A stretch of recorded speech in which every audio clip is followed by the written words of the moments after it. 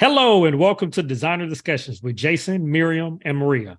Today we're talking with Miriam about the top 10 PR questions. Welcome to Designer Discussions podcast with Miriam, Maria, and Jason. Tune in each week where we discuss marketing, PR, and business advice for design professionals. Are you ready to get serious about marketing your interior design business? Our Designer Discussions Marketing Studio offers a series of in-depth, actionable, and done-for-you content to guide your marketing, PR, and business development. We want to help you transform your business and elevate it to work with your dream clients. Go to designerdiscussions.com/marketing studio to get started.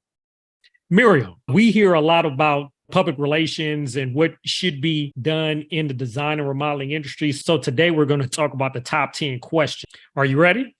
Yes. Number 1, do I need an agency or a publicist? I think we've talked about this probably in other episodes too, but it's definitely probably the number one question that always comes up. The reason being that a lot of designers are so intimidated by the whole concept of PR, and they don't think they can actually do it themselves. And while I'm not going to say it's easy, I would say that unless there's really two scenarios where I would say you should hire somebody to help you with your PR. If it's an established business, that brings in good revenue and you have budget to pay somebody to help you, because you're going to have to budget between at least $3,000 to $6,000+ a month to have somebody help you with your PR. And that just is not feasible for a lot of newer businesses. But on the other side, if you are a newer business and you really focused on marketing, then you also want to integrate PR right away. And it might be a time question. Maybe you have the capabilities to do it, but you can't do everything when you're starting a business. So then you might also want to think about hiring somebody.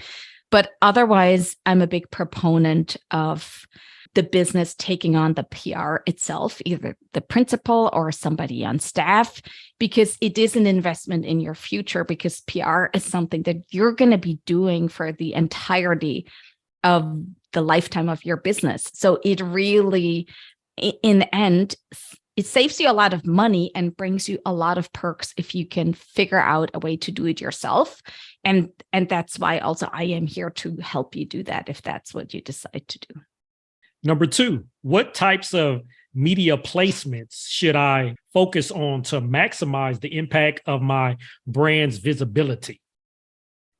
This is a little bit of a trick question, because a lot of designers, when they think of publicity, they think of being in AD or House Beautiful or Elle Decor, one of the big titles.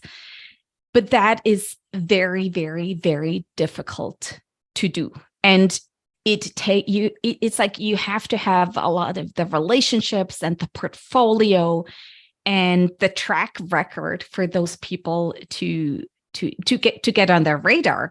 So what I, for an average design or remodeling business, what I recommend is that you position yourself as an expert. So you get some of those expert mentions, which are usually online and are fairly easy to get with services like Haro and like the media opportunities memberships that we offer in our marketing studio.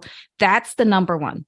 That's the easiest. And it's very impactful because you still get to brag about all the placements that you have gotten, even if you just got a 1-sentence quote. The second way I always say to promote yourself is build relationships with your regional media, especially if your business is focused on regional customers. It's super, super impactful for you to be featured in a regional magazine. So when you think about project placements, don't necessarily think about the national options, but go regional, because that's going to actually be more impactful for your business. And it's much easier to get, because they're also looking for regional projects to feature. So those are my 2 top ways for you to get visibility in the media. Number 3, what are some practical ways to build relationships with media contacts and journalists without paying for PR services? It really comes down to being proactive and reaching out to the media. And you can do this in various different ways. Haro, the help a reporter out requests, are a super easy way to get connected with the right journalists, because so this is where they put the queries, the requests out, and you respond, right? If you don't know what I'm talking about, we'll put a link in the show notes so you can get more information about it. But that's by far the easiest way to get connected with the journalists that write about interior design. The second way is to do a little bit of research and find out who the journalists in your area are that cover interior design. It can sound intimidating, but we have some trainings and we're working on more to teach you exactly how to do this. So those are the 2 best ways. You can also, if there are local events where there's media present, it's always a good idea to go say hello. If you see a journalist, don't be intimidated. They're just people like you and me. And there's, of course, social media, and you can definitely follow and interact with media on social media, but you just have to be careful that it doesn't come across as inauthentic, I would say. So if you want to be supportive, you want to like their stuff, that's great. You make some insightful comments, but just don't necessarily use it as pitching yourself to them. But it's a good way to connect, but not every journalist likes to be contacted directly on social media. So just be a little bit careful with that. Number 4, what are the essential elements of a compelling pitch that can capture the interests of editors and journalists? So the first point I'm going to make, it might be a little counterintuitive, but it needs to be short. Okay. It needs to be short and concise. It's like you want to reach out to them. I always recommend via email, and you have to get straight to the point, right? So the email needs to contain a few basic things. It's like, who are you? Why are you reaching out to them? What is it that you're pitching them? And why is it important for them and their readership? So it's got to be super, super short. And typically when we're talking interior design, it is often a project. So if you pitch a project, include the necessary information about the project and include images. Okay. Definitely include images. Don't hold back with images. They're not going to steal your images. These are all professionals. You don't have to watermark them or do crazy things. They're only going to publish it if you come to an agreement. But so information, images, may include facts. Okay. Don't be salesy. Don't tell them why you want what you want. Tell them why what you have is interesting for them. Okay. So put yourself in their shoes and say, hey, I can help you. I have this awesome stuff for you. So those are a few of the things I would say, but keep it short, not more than 3 paragraphs ever. They're not going to read it. And don't include attachments, please. Number 5, how do I get brand partnerships? This is an easy one. You just talk to brands to get brand partnerships. Right? It's a little bit the same idea as with the media, right? It's you can sit there and be awesome. The chances of brands proactively reaching out to you are not super great because there's a lot of people out there and they do get approached by other designers. So if brand partnerships are something you want, then just make a short list of your favorite brands that you truly like. And I am talking like mutually beneficial long-term brand partnerships. It's almost like you're a brand loyalist, you're an ambassador. And that doesn't necessarily mean that you get paid a lot of money for it. I'm talking about building a long-term relationship with a brand that you really, really like. So you have to find the people who are in charge of their brand partnerships. And oftentimes it's usually somebody in marketing. If they have a communications department, it's them, the PR people that do it. Sometimes it's the agency, but just go reach out to somebody and ideally show them that why you love their brand, show them that you love their product, that you want to work with them in whatever capacity. Show them a picture of where you've used their product. They're going to love you forever. But don't just do it on social media and tag them, but make a specific effort to approach them personally, right? So, and then I would say take it from there. You don't have to go in with a full-blown proposal, because they may have processes in place already in how they work with brand partnerships through designers. So just go in and ask and have a conversation with people, and then see where it goes. Maybe it works for you, maybe it doesn't. And if it's not that brand, it might be another brand. But it's not complicated. It's about building relationships with the right people within the brands that you want brand partnerships with. Also, listen to episode 42 and 85, where we talk about PR and brand partnerships. Yes, lots of good info in those episodes. Definitely listen to those. All right, Miriam. So I have some questions for you too. How does an interior designer stay up to date with the current trends and topics that the media is interested in? This is super easy, actually. I would say that in the design industry, most topics are sort of reoccurring, right? It's very much a seasonal. The content is always seasonal, because there's spring makeovers, and then there's summer parties and travel, and then there's fall and the holidays. So the content calendar is pretty much set.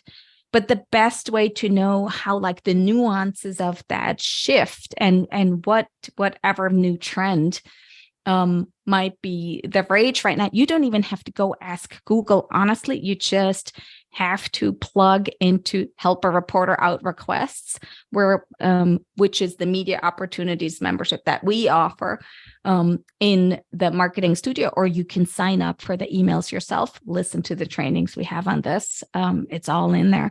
But that's where you find the latest and greatest of what the journalists are writing about. It's really easy. And I know, Maria, you've done this too. It's like, I like to look through the queries just to see what's bubbling up and what people are talking about. So that's by far the easiest way to do that.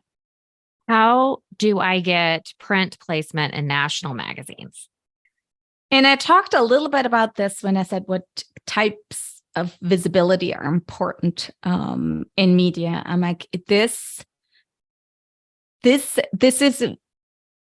advanced PR, I would call it, right? So when you work with national magazines, it's very competitive, because everybody wants to get into them, right? And when you're talking about print, the number one thing you have to be aware of is that these placements are negotiated sometimes years in advance. Okay. I remember when I reached out to AD a while ago, and the editor told me that all of they're completely booked for like a year and a half out. I mean, even if you had a chance to get in, they have already booked out. The content's already set. So when you start an amazing new project and you think it has the potential for national coverage, you want to reach out to whichever your target publication is super, super early on. And you have to be aware it's always 100% exclusive. Okay. So you're only going to be talking to one. If you talk to AD, you're not going to talk to El Decor at the same time. No, no, no, no, no. They're never going to talk to you again if you do that, actually.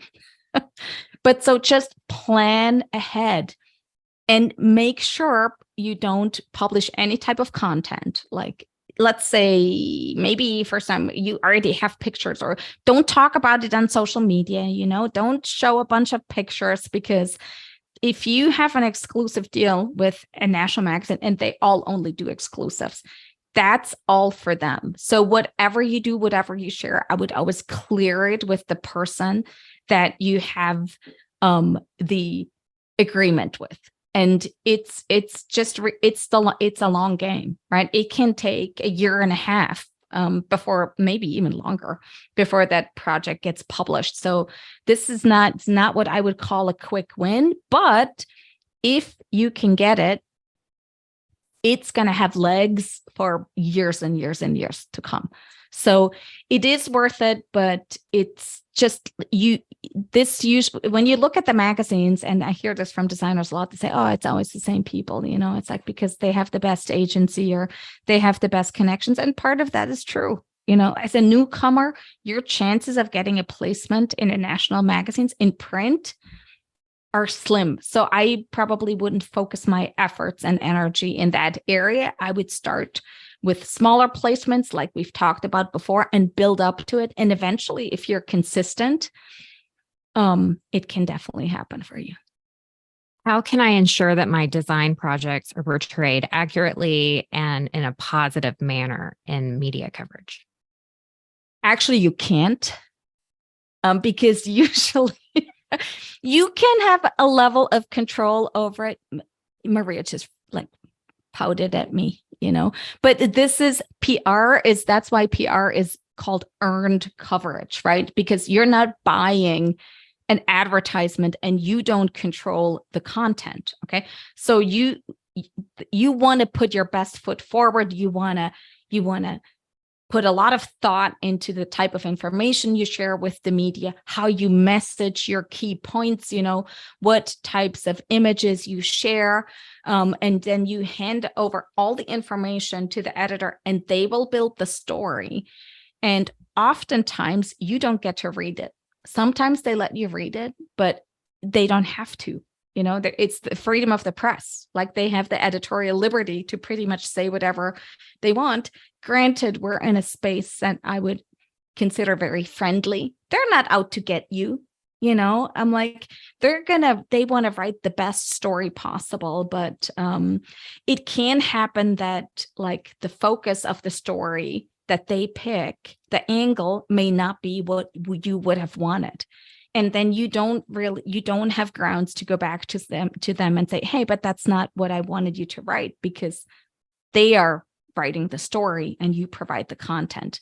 So I don't think that it happens very often in our industry that something goes completely wrong, but I've had it happen that the story of the title of a project that we placed, it was focused on the people who lived in the house, who had a celebrity connection, and the owners of the home were not happy with that. So I had to go back and negotiate with the editor to have that tweaked, but they didn't tell us they didn't want it mentioned, so it's just sometimes things can go a little bit wrong, and you can negotiate or sometimes ask for changes if it's online, but if it's printed, that's it. It's out there. There's nothing you can do. So you just have to be aware that you are not in control of the content. You are only in control of the content that you provide, and then they will shape it into the story that they think best suits their audience.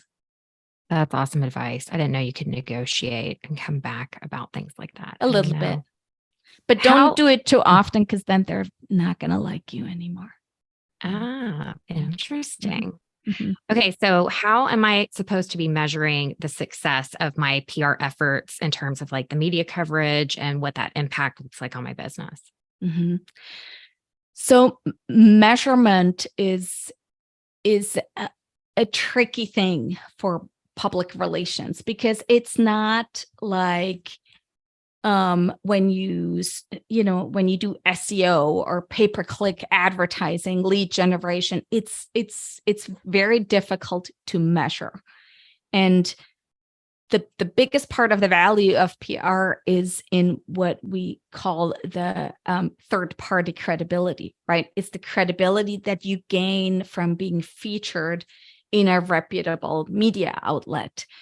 And I'm very much against sort of attaching value to that. It used to be that when it was more print heavy, that like we would take the size of the PR placement and figure out how much it will cost as an ad. And then people would add random multipliers. Sometimes with agencies would say, it's like, well, this is worth 6 times as much as an ad, or this is worth 10 times as much as an ad.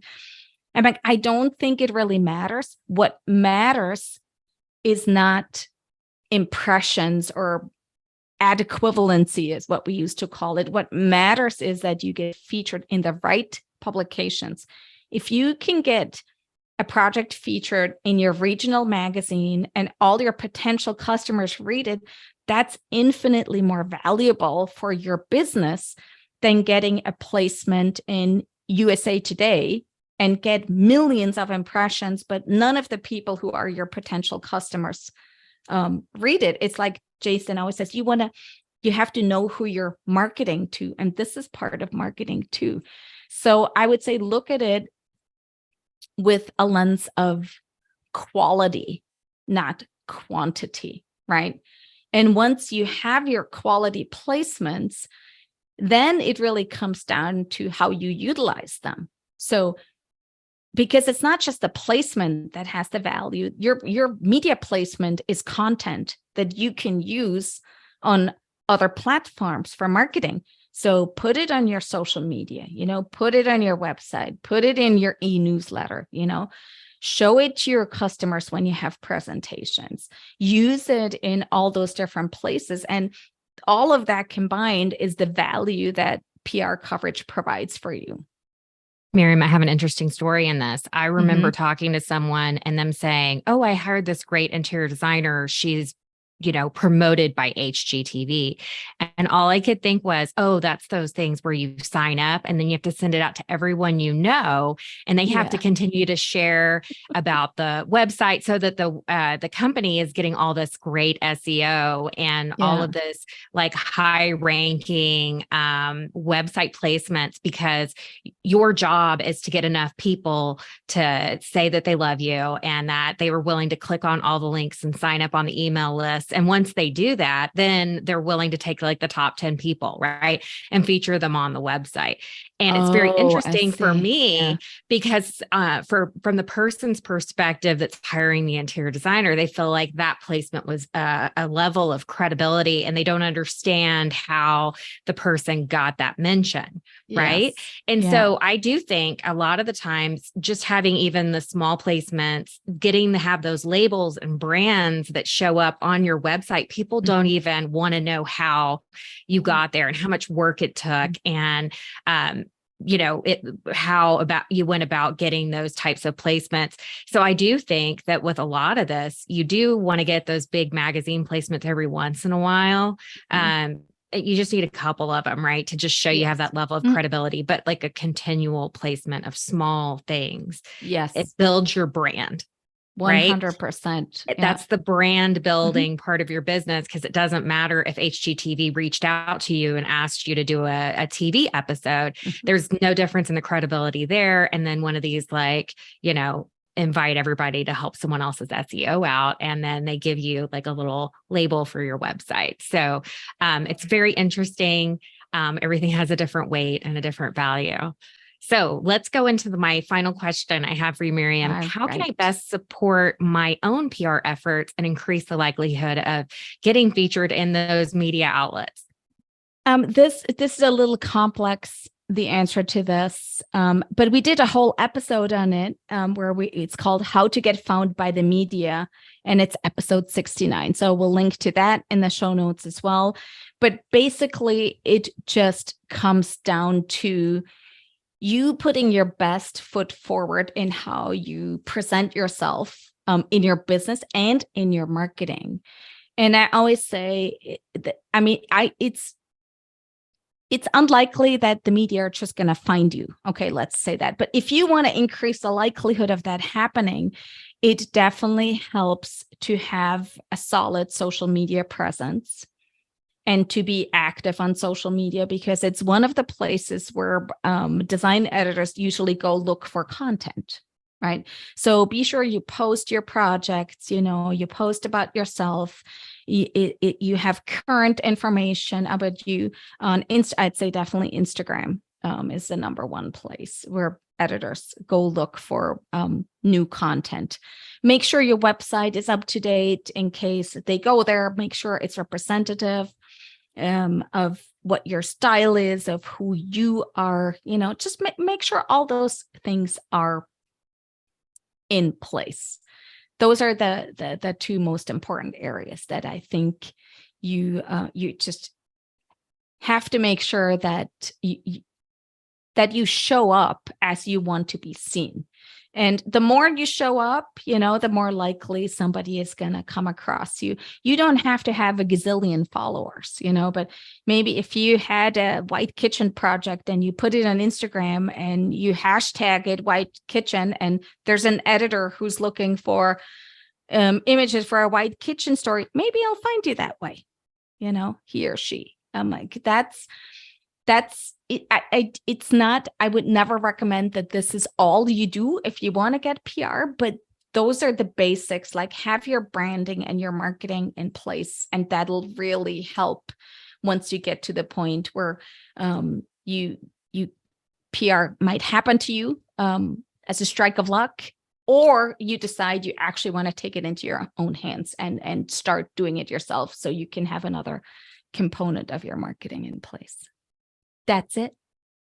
Honestly, this is a lot of questions, a lot of information, but I think it's going to help pull back that veil between PR and the interior design industry, especially when you don't have the big bucks to pay for someone who understands everything that you do, and how you can take that information and apply it to a small business. I think this is very valuable to a lot of interior designers.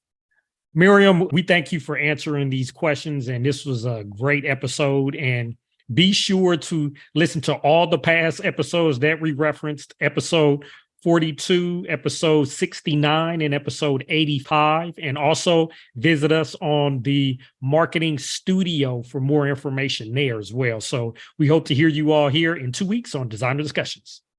So we are super excited to announce that the Marketing Studio is open. We are providing simple and easy to use resources to help keep your marketing, PR, and client communication the best that it can be. Go to designerdiscussions.com/marketing studio to get started. We hope you've enjoyed this episode of Designer Discussions and all of the helpful information. Subscribe to our podcast, leave us a review, and share it with your friends. We look forward to having you back next week. For more information on the podcast and the Marketing Studio, visit designerdiscussions.com and follow us on social media.